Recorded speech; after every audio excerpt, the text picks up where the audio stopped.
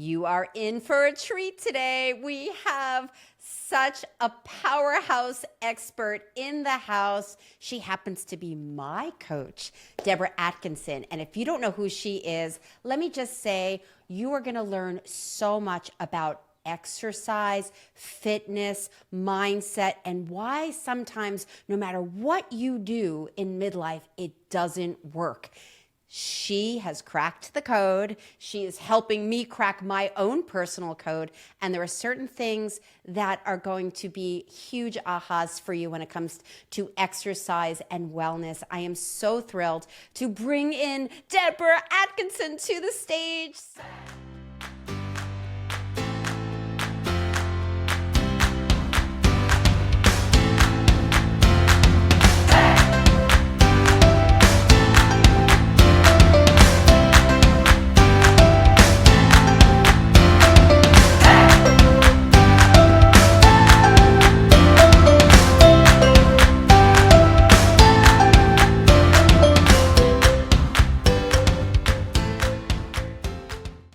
So good to have you here, sister. So good to be here. Great to see you. Oh my God. I'm like getting goosebumps. It's like I get to do this with you. I get to work with you as a coach, learn from you. I've been following you for years, and you've got the chops. I mean, I don't just hire anybody. You are amazing. Let me tell this audience who you are, because you've been doing a few things. So Debra is a hormone balancing exercise coach and 41-year fitness expert. She has helped over 275,000 women flip their second half with vitality and energy they want. Best-selling author of You Still Got It, Girl, the After 50 Fitness Formula for Women, Navigating Fitness After 50, and Hot Not Bothered. Debra hosts Flippin' 50 TV. Awesome. You totally want to check that out. It'll be in the show notes. The Flipping 50 show with more than 4 million downloads. Atkinson is a certified strength and conditioning coach, medical exercise specialist, and prior senior lecturer in kinesiology. I didn't actually know that. Very cool. She's also a subject matter expert recognized by the American Council on Exercise, AARP, Washington Post, Prevention Magazine, USA Today, just to name a few. And she has a TED Talk, and this is like, oh my God, this is really what we're going to be diving into. Her TED Talk is titled, Everything Women in Menopause Learned About Exercise May Be a Lie.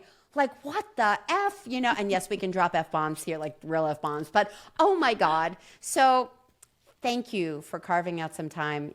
You've been doing some really amazing work for women, and we need it. Thank you, thank you, thank you.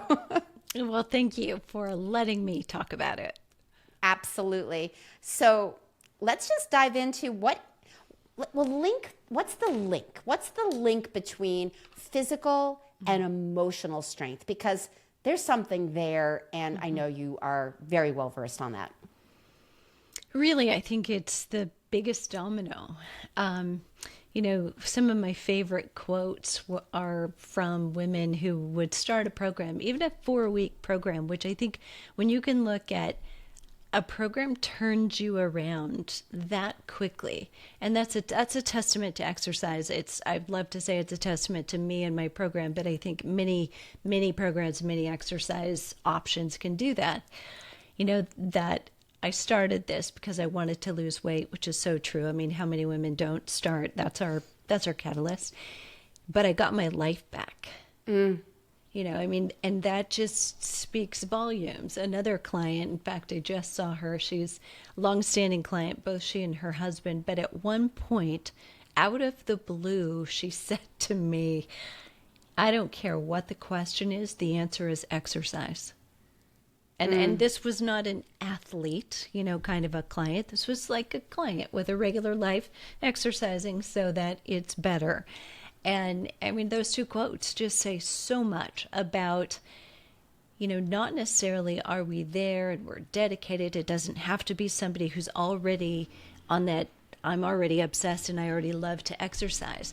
Those of you who may not feel you've bonded with exercise or yet have bonded with exercise can get to that in a very short amount of time. So there is this, it changes you.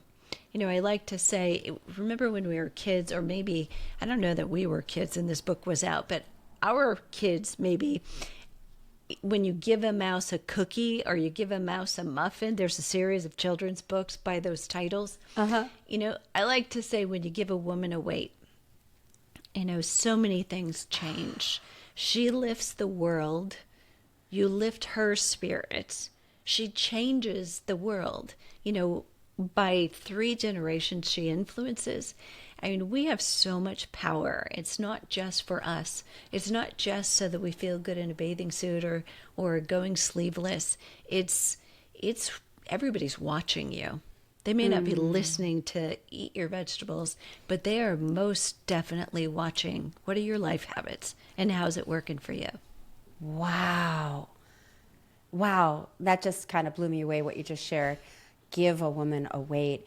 And the entry where we typically start, which is we want to lose weight, all the conditioning and all the things that we've heard that give us our value, how we look, how we show up, and ultimately how are we feeling. And give a woman a weight and you change your life. That's what you said. You said it's life changing. So we start to move, we start to change how we are feeling with our exercise, and it affects how we feel inside, which affects every single person we come in contact with. Our energy changes, our mindset changes. So true. I know that for me, it's like I'm sure we've discussed this at some point. I was 200 pounds. I'm 5'3". Yes, there was a part of me that thought something was wrong with me and I'm ugly and I'm too fat or whatever. But ultimately, it was once I started taking really good care of myself and started moving, I felt better. I felt empowered. Everything shifted. Wow. Love it, love it, love it. And I also like that you said it, whether you have, whether you've been an exerciser and totally obsessed with it your whole life, or whether you're just starting, things can change. Things can change pretty quickly, actually. And I think that it's even more true for those of us who are, north of 40 or north of 50, north of 60, because we're at a point where I think we're kind of tired of chasing skinny. I think we're just kind of tired of chasing a size. And I think we're ready, and we're hearing enough messages now, hopefully, that, it's really about our longevity and how much energy we have. Yeah. And, if we're going for skinny, there's a very good chance we're going to sabotage our health and our longevity. Yeah. And nobody wants to live a long time sick or weak. And the chances are we're not going to either. We're going to die sooner, sicker, weaker. So getting stronger, I think we're in this era where we literally have matured. I don't know about you, but I don't love the term mature woman, because frankly, I still feel pretty immature. I don't know. I like saying seasoned. I am a seasoned woman, a well-lived woman. But we just have acquired this, I'm just done with that. Yeah. I'm really not all that worried about what people think anymore. I'm not looking for permission or approval. If you want to get on the bandwagon and come with me, great. If you don't, and of course, yes, close friends, tell me if I'm crazy making, but, I just kind of want to do my own thing. And I think somewhere in there is also, I just want to do things that are empowering, that feel good to me. I'm done punishing myself or thinking I have to earn calories somehow. I love that. Oh, that's just so great. And that's one of the reasons I absolutely love working with women, definitely in the second half of life, because we are done jumping through hoops and trying to be something for other people. And we do see the value, most of us at least, of health and wellness. And as much as we might want to look a certain way or be in a certain size, ultimately we want to feel good and we want to be vibrant and we want to live a long life feeling healthy. And that's one of the things I know that you have truly helped me with, as well as so many other women, because there have been times, and I'll be totally transparent, I'm like, maybe maybe I could just do a few days of eating the old way of deprivation, because then I'll move the scale and I'll fit into my clothes a little better. But what's the cost? The price I would be paying is losing muscle to get into my friggin' pants. Like, that's not a choice for me. And that's why I love what you do. But here's the thing, when it comes to exercise in midlife, there's so many people that it's just not working for. It's like they think they're doing all the right things and it backfires. What is that about? So much. Number one, I think it's not your fault. So I'd love to say that. It's in part, let me apologize on behalf of the fitness industry, because as one of them, I can't throw some of us under the bus without putting myself in that group. Part of why I do what I do, in fact, Flipping 50, the business, was an accident, a grand one. I'm so happy it happened. But it happened because I quit all of my teaching at the university. I quit being a manager for a club with multiple locations. It was a very cushy job in the middle of the Midwest, and I could have stayed that big fish in a little pond. But I really wanted to help level up the fitness industry and help teach the really high quality trainers that we were losing how to market and sell, because consumers can't find them because they don't like to do that. So what you're finding is people who are really good at marketing, but not necessarily really good at programming and helping you. Yeah. And I think that's wrong. So Yay. I set out to change it, and I realized immediately, oh my gosh, 5 minutes later, I was like, if I'm not doing this, all I'm doing is talking about marketing and sales, I am irrelevant. Why would somebody listen to me? Wow. So I realized I have to start a niche, and I have to say, here's what I'm doing, here's what's working for me, here's what's not working for me. And so very thoughtfully, I considered, what have I been doing for 30 years, and who keeps telling me nobody's listening to us? And it was the boomers I'd been working with. So that's where Flipping 50 came from. And of course, it took off, and now we're full circle. We're doing both. We're training trainers and coaches how to do what we do. But that's been the blessing. We really are actually meta. We're helping midlife women use their career as coaches and trainers, or start a new one, because that's who we want to work with, is women who not only know the exercise and the health coaching, but they get us because they're there. Yeah. There's a little too much, quote unquote, what's called bro science out there. A little? And it's like, how are these three men who sound like they're 35 talking about menopause fitness, and we're all listening? Why? Yeah. Why are we doing that? And there's so little research done on women. Right. The money focused on women. I mean, thankfully there's more women like you and me and other amazing women like Dr. Raver that's going, hey, wake up. There's a lot going on, and we are important. Let's figure this out. Yeah. So the good and the bad of that is now everybody's realized this is a, billion-dollar industry. Yeah. Because we're all over the world. There's 1.2 billion of us, like, right now. And that's going to continue for the rest of women's lives in duration. But now you have to filter and vet what's a great product, what's slimy, sleazy, and just they're out for my money product. And you really have to distinguish what's an influencer versus an expert today. We can't tell. The line is blurred. Yeah. So you've got to know what are the right questions I should be asking. In fact, I think almost all of us need to understand how to interpret research and realize that not every journal on PubMed is peer-reviewed. So there's a piece of information that, you need to know and understand. And this little slippery slope of hearing some influencers say, research says, and that means she doesn't know what study. She doesn't know it. She can't interpret it. She doesn't realize the validity of it, but she might have heard somebody else say it. So she's just copycatting, or AI gave it to her. Yeah. Yeah. Welcome to ChatGPT. What's the best workout process?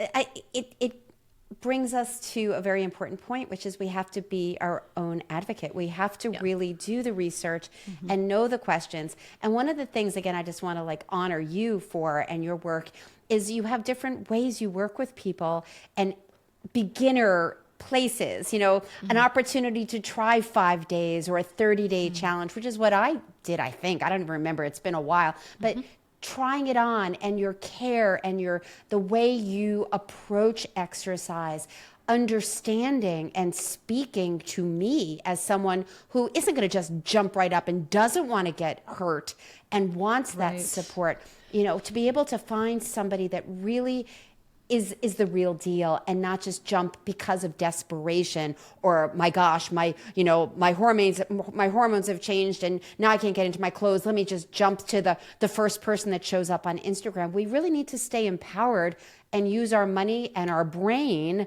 to make the best choices. That was such a packed in there. I appreciate all of the compliments, but also I think you said a really kind of critical statement that I want to call attention to, and that was don't want to get hurt. Because I think that is a big... Don't want to get hurt? Is that what you said? Don't want to get hurt. It's a big deal because that's going to stop us. Please talk to us more about that because that's a big deal, especially at this age. Yeah, well, very early on when I started, probably 15, 20 years ago, really training trainers, you know, every day, all day, supervising trainers. You know, I used to say to them, because they would come out just loving exercise, can't wait to work with clients. And they would say, I want to work with the really motivated ones. And I said, good luck with that. You know, that's a very small part of the population. But I would also say the words you want to hear are I love you. And what you're going to hear is don't hurt me. Those are the three little words you're going to hear. Because again, most midlife women, exercise is the way we mitigate stress. You know, whatever your chosen mode was or is, you know, and if you take that away from us, you know, we don't have a way to deal with stress. Many of us, that was it when you were an exerciser. So there's that, and we get you in, and trainers feel this bit of pressure and frenzy to get results and get you results fast. Makes because sense. The alternative is you'll go to a diet pill, you know, if you don't. And so when they're trying to exercise you so hard so that you feel that little bit of, okay, I'm getting headway and so I'm going to stay, the risk of injury goes up pretty quickly, dramatically. You're feeling so sore, overdoing it, you know, and so we put you in that position where, you know, it's a little bit like going to the doctor. We shouldn't have asked for all those antibiotics that we did, but, you know, you and I went in and we said, I got to be better. I can't have this sore throat, so give me an antibiotic right now. I did that, didn't you? Yeah. Right? And so in a way, consumers, we have to be a little careful and cautious because we've told trainers, I want to lose weight right now. Right. Give it to me, whatever it takes. And that's big permission and high risk. Yeah. So, I mean, the truth is when you hit 40, we know that estrogen is coming down. You don't have to have a lab test to tell us that. Between 40 and 50, we know that most women are headed to menopause or are in it. Perimenopause, getting their way to that, you know, last time I ever had a period, and then 12 months later when you hit menopause. As we lose that estrogen, it protects muscles, it protects bones, and it protects our connective tissue. So we are more prone to injury. And until very recently, we didn't have a term for it. We just, you know, collectively, by the side, personal trainers or medical exercise specialists and coaches, physical therapists, we would have this discussion like, why are they're all getting this tendonitis in their wrists and their shoulders. They've got bursitis. What's going on? They're all getting plantar fasciitis. But there's no connection. There was nothing in the science until July of 2024, Dr. Vonda Wright, who will be coming out with a book in summer of 2025, and some research colleagues named it the musculoskeletal syndrome of menopause. Wow. So there is enough, correlation there to show, yeah, you are more at risk. So what that means for us really is you cannot skip the warm-up any longer, ladies. You cannot say, I'm going to stretch later, because it's 25 years later, and how many of us actually did that? Not me, right? So you've got to make yourself do it. You've got to ramp up a little more slowly. You've got to take the time between exercise. We're different. We are in a different body. We're in a different stage of life. It needs care. Yeah. And it doesn't mean that you're not going to get as fit, or that you have to. We're not suggesting necessarily that you slow down or that you settle. Right. It's that the road to fitness is, a detour over here, and it's not going to look the same. We used to think, I'm going to go harder, I'm going to go more frequently, I'll go longer. Probably all of the above. We do them at once. And now it's like, take one more rest day between your hard workout days.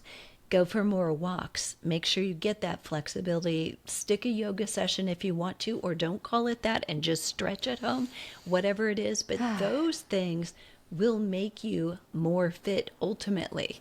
Yeah. Oh my goodness. As you're sharing all this, and I've bumped up against this in the last year or so as more information is coming out, is I'm kind of angry. I'm like, I'm kind of angry because I think about all the money I have spent in the last 10 years on my injuries, on my pain, on the inflammation, the misinformation, and the trying so hard to counter what was going on with my body without the information, the old thinking of more is better, less food and less calories is better. And that's just not so. And obviously anger is not going to do me any good. So I'm just like, okay, what can I do now? And good, yay for the people that are coming behind me. But there are certain things that we can do. And I know that that's something, like there's a formula that you have kind of come up with that kind of helps overall most women in midlife. You want to share about your particular formula? Absolutely. And I think one of the things I want you to all think about is, what's the biggest problem that you're facing right now? What's your highest priority? And sometimes those are the same, sometimes those are different. Like the biggest problem for many women is, I've got this weight gain and it's resistant to my efforts to lose it. I can't seem to lose it. Yeah. So we call that weight loss resistance. There is belly fat where there wasn't before, or there's more. And raising the hand on that one. And it's again, and for most women, that insulin resistance comes again with the change in the hormones. So as estrogen drops, the change in your body is that your cortisol goes up and your insulin goes up. And what we mean by that is just like you punched your ticket for midlife, and that simply alone makes blood sugar response to anything that would have made blood sugar rise go up by about 5 more points. Wow. Just period, end of story, because we don't have that thing there that helped us. So the thing that has to come in and fill up that space, like you got this 3-legged stool, we took one leg away. You've got to change your diet a little bit. You don't get as many extracurricular carbs as you did. You don't have quite as much latitude. Carbs are not evil, but there's a type and a timing for them that makes more sense. And then there's resistance training. If it wasn't a big critical point in your exercise week, it now needs to be. Because that's the only thing that is going to act like a bank for that blood sugar to go into. And we've now, through resistance training and movement overall, with that muscle, as we move it more, we kind of open up the door again to insulin. We're more receptive to it. Those cells are saying, okay, come on in. You're okay. I gotcha. But if you don't have much muscle, if you've lost it or you're not moving the muscle you have, you've got that resistance going on. And so that is not only for those of you who are carrying extra weight, but those of you who might be on the leaner side. you can't look at that alone because inflammation is inflammation and that leads to disease or dis-ease. So inflammation alone is not a good thing, and we can still have it even though we're not necessarily carrying extra weight. So you're talking about resistance training. I haven't heard you say much about cardio. So first, resistance training, heavy weights, light weights, kind of, because there's a lot of information out there. And then there's the woman that's at the gym 5 days a week and doing heavy cardio and the lifting. Can you tell us a little bit more about, again, the formula overall of what's best practice here? So in terms of strength training, bottom line is that there's not a dramatic difference, or significant is the word we use in science, between 2 or 3 times a week of strength training. So across the board, if we're looking at women, or if we're looking at women and men or mixed, it tends to be that older adults respond to both 2 and 3, and the significant difference is really not that much. Probably 3 has an edge, but here's what I noticed, and I have to say this is anecdotally. You heard it. There's a lot of women who've come through our membership and our programs, but inevitably we find that there's a problem. If we put 3 times a week in, many women are feeling exhausted by the time they're at the end of the week. And that's notorious across the board, all ages. If we polled, surveyed people going to the gym, Monday's really busy, right? Monday is packed because everybody's got that after the weekend drama going Let on. me undo the damage. Right. By Thursday, the gym has thinned out a little bit. Same time of day, you're not going to see that. But it's not just that people have fallen off the bandwagon, they're taking early vacation, but people tend to kind of just be more tired by the end of the week. The work week, the routine, all of it gets to us a bit, and we're just more overtired. Well, you amplify that times a woman with fewer hormones that give her the energy and the bounce back and the ability to sleep really well. She experiences that more and more. So if we were giving 3 times a week, what we find is people are not really recovered. They're still sore and achy. And I learned over time that if I told a woman, try taking 1 more day off and then tell me how you feel instead of Monday and Wednesday, let's do Monday, Thursday. And inevitably she'd be like, oh my gosh, I felt so much better. I was so much stronger, or I lasted so much longer, depending on what kind of workout it was. And across the board, the other obstacle most of us have for exercise is time. Yeah. Right? And so I don't have time to do it. I want it really short when I do it. Or if we give you twice weekly, you don't have to worry about if I miss one, now I'm off. Or do I make that one up? Or do I do them back to back? Or, you get all up in your head. Seriously, about how that's going to happen, as you should. Because again, if you don't have the recovery time, a reminder for everyone who grew up in the 70s or the 80s particularly, exercise provides the opportunity for fitness to happen, but fitness happens during the recovery period between that workout on Monday and the one on Thursday. That's crazy. That's right? just like, so that whole concept of more is better, that the gold is actually in between and the rest. It's the combination. And yes, I would say I would lean into that because it's the message we really want to send. But it's which comes first, chicken or the egg. Right. You do have to have the adequate stimulus during the workout. So to your question here, light or heavy? Yes. Okay? Yes. Both Yes. work. Yes. Both work. If you're out there and I've got an injury, a previous injury, or I feel nervous, or I have a little arthritis. If I go too heavy, it bothers me. Stay with light, stay in your sweet spot, but you do need to reach close to muscle fatigue. So if you're just like, I know I could lift 20 of these, I'm going to put them down at 10, that's not going to do it. Yeah. You haven't overloaded. So we need you to get close to it. You don't have to actually go to what we call failure. You can just kind of learn to reps in reserve, we call it. So RIR. If you get close, I like to go to fatigue. I like to kind of be in the middle and not be able to get that one up anymore because then I know I did it. Yeah. But I also think every once in a while, like there's going to be a time when I don't feel like I want to do that. I know there is. So the results are the same. If you get within 2 or you get there. So yes, and. But if you do twice weekly and you do them with great stimulus, you may find you get better results than if you do 3, because by the end of the week, you're not actually working at your capacity. It feels hard, but working at capacity and it feeling hard are not the same thing. Yeah. Before we go on to libido, I have a follow-up question. Well, before we actually go on to cardio and then libido, I have a follow-up question. So we're talking about a little bit less, but the way you just stated it, what about the whole Monday upper body, Tuesday lower body? You're working different muscles to fatigue. Is that okay?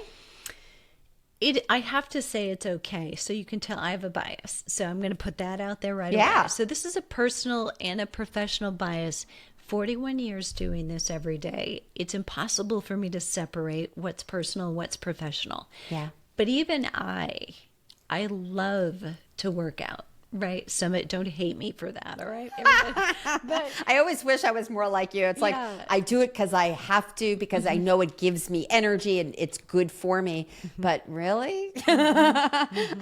No, thank you. Right. Yeah. So, and I love it probably because I've also got that association with, I know how I feel after that. If all cylinders will be firing. I'll be working a little bit better. All will be better. I've connected the dots on that. Thank God now. Thank God. Yeah. So that being said, you would think I would be a fantastic candidate for doing that kind of split routine because it would enable me, and I use that word very carefully, it would enable me to exercise more frequently, which is what someone like me likes to do, right? And so I could do Monday and Tuesday and Thursday and Friday, do that 4-day workout week instead of just 2.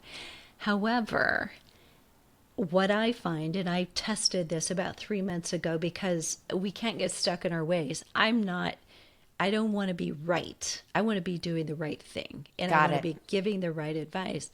So I tested this tried to stay on it for 3 months, but I couldn't. But I tested doing 1 total body workout a week instead of the 2 total body and done, which I had been doing. 1 total body and then 1 upper and 1 lower body later in the week. So I was doing a little split routine. By week 2, I was already off schedule. I was like, I'm rocked out of my schedule. I can't do that today. It doesn't work. So I was already feeling like, I'm behind. Like I can't get this in. And if I don't put this one here, then I have to take another day before I can do the total body. And I just found that for busy people like myself, and I'm in fitness, right? And I have the gym right here or 6 minutes away, depending. It still was making it very difficult to stay as regular and consistent. So mentally, I think we have to know it's easy. If I miss a day, I can just do it tomorrow. Yeah. Or we're going out of town. I'll do it today instead of tomorrow. You have it much easier, much more latitude if you're only worrying about twice weekly. And then let me say this, when we're talking strength training, it's also okay to think, a full body weight bearing where you're getting into downward facing dog and transferring with chaturanga an upward facing dog. That is body weight exercise. So true. I would consider that a functional workout. So if you put that between your 2 strength training heavier days, you're getting great rotation, extension, flexion in ways you don't. We call a lot of that unilateral work. You're balancing on one leg, you're balancing maybe on one arm or side. It's great work. You're still stimulating muscle, but now in fact you have had 3 days of muscle stimulating work. Yeah. Thank you. Thank you. All right. We got to talk about cardio for a couple minutes, and then we have to definitely talk about libido. So, so give us the lowdown on, do women do too much cardio? What's a sweet spot? Because I know when I'm pumping iron, my heart's beating. Exactly. Well, there is plenty of research that will say, and there's a slippery slope right there. I'm just going to call that out for everybody, right? Yeah. So, but historically, we know this for 40 years. So I think all of you you know this, you've heard this. So I'm saying something we collectively all know, that there is a cardiovascular effect of strength training. Every single set gets your heart rate up. If you're doing squats, it's going to be a higher heart rate than if you're lying on the bench doing a chest press, of course. But there is that, it's almost like interval training, right?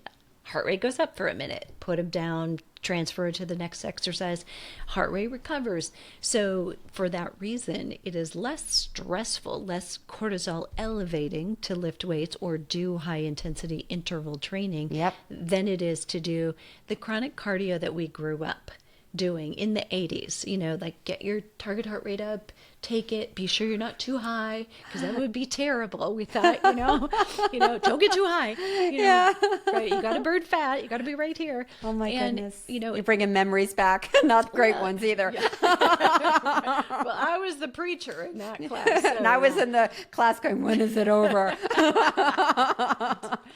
But what we do is, if you can think of it this way, we hear a lot about zone training, and we hear zone 2 is great for longevity, and it's probably greater for guys.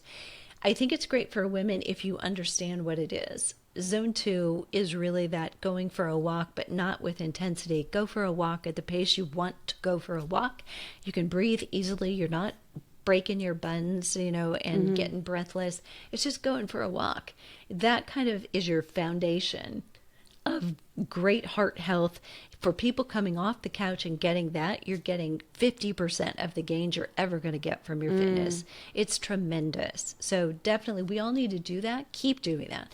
Great. But the other big win for us is getting the high intensity interval training. Get breathless. If you can do it for 15 to 30 seconds, go all out like you were crossing the finish line, or you were saving a dog or a child from a car. It's that kind of work, really all out. Yeah. And then whatever it takes for you to recover so you can breathe through your nose. Perfect. And that could be up to 3 minutes. It probably won't need to be, but you recover for as long as you need to. And what we found recently is that the comparison of the, go for 20 seconds and then only recover 10 and then go again, or every minute on the minute do this, it doesn't actually, again, help every one of us work to capacity, because we're getting tired by those later reps. We're not actually going as hard as we could. We're just like all over fatigued. So the benefit is when you go as fast or you go as hard as you can every time. And then when you're done, you can't go that fast anymore. You should call it a day. Yeah. Yeah. Listening to our bodies. All right.